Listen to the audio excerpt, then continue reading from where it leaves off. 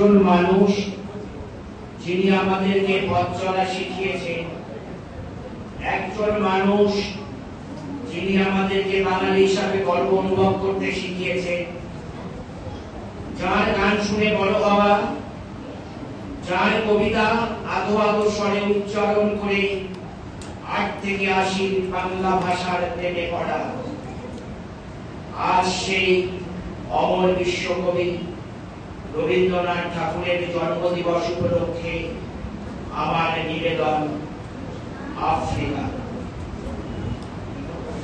1935 সালে ইউরোপ মহাদেশে ইতালির এক নায়ক ফ্যাসিবাদ মুসোলিনি আফ্রিকা মহাদেশকে আক্রমণ করে এবং সেখানকার মানুষের উপর বর্বরচিত অত্যাচার চালায়।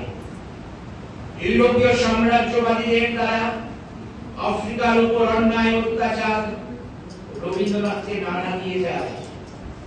সমসাময়িক কবি অমিয় চক্রবর্তী কবি রবীন্দ্রনাথ ঠাকুরকে অনুরোধ করেন নাৎসি বাহিনীর অত্যাচারে আফ্রিকার উপজাতিদের জীবন যন্ত্রণা সম্পর্কে কবিতা লেখার জন্য। মানবতাবাদী কবি রবীন্দ্রনাথ ঠাকুর 1937 খ্রিস্টাব্দে 8ই ফেব্রুয়ারি আফ্রিকা কবিতাটি রচনা করেন।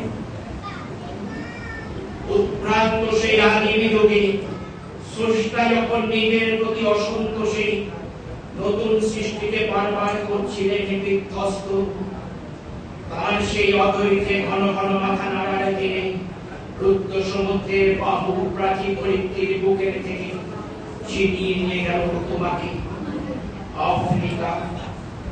বদলে তোমাকে বনস্পতি নিবিড় পাহারা জীবন আলো অন্তঃপুরে। সেখানে নিভৃত অবকাশে তুমি সংগ্রহ করছিলে দুর্গমের রহস্য, চিনছিলে জল স্থল আকাশের দুর্বোধ সঙ্গীত। প্রকৃতির দৃষ্টি অতীত জাদু মন্ত্র জাগাচ্ছিল তোমার চেতনাতীত মনে। বিদ্রুপ করছিলে ভীষণকে বিরূপের ছদ্মবেশে। সংখ্যাকে চাচ্ছিলে হার মানাতে, আপনাকে উগ্র করে বিভীষিকার প্রচন্ড মহিমায় তাণ্ডবের দ্বন্দ্বহীন রাতে।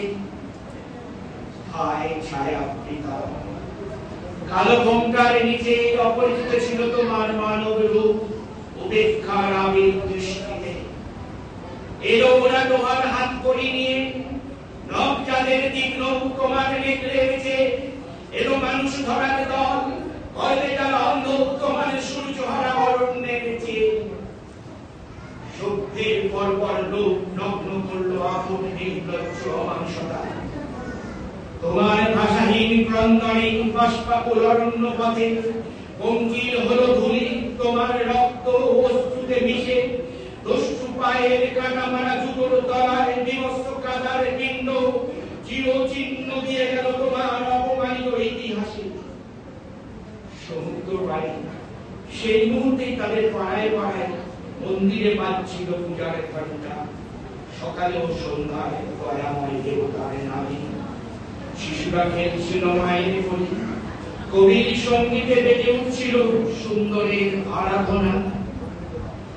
আর যখন পশ্চিম দিগন্তে প্রদোষকাল রঞ্জা বাতাসের উদ্ধশ্বাস, যখন গুপ্ত গহ্বর থেকে পশুরা বেরিয়ে এলো অশুভ ধ্বনিতে ঘোষণা করলো দিনের অন্তিম কাল।